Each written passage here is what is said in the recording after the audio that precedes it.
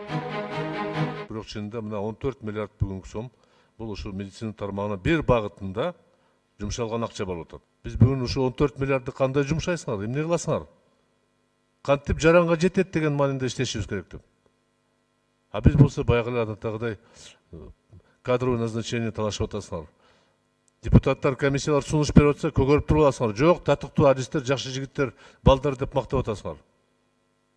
Эмне үчүн анда проблема бизде коомчулукта азайбай атат? Эмне үчүн дары-дармек жетпей атат?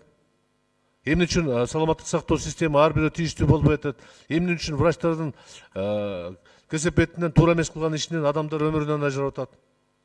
Силер болсо комиссия түзөсүңөр. Комиссия түзбөй камаш керек, эгер иштей албаса. Бирок врачтардын шартын өзгөртүшүбүз керек да. Окуудан баштап иштегенге чейин шарт түзүп бериш керек. Айлык көтөрүш керек, шарт жакшы болуш керек. Ошондой иштейт врачтар. Биз 1000 мерте ыраазы болушубуз керек. Бүгүнкү күндө 8-9 миң сом айлык менен 40 жыл иштеген врачтарга ыраазы болушубуз керек. Орден, медаль ошолорго бериш керек.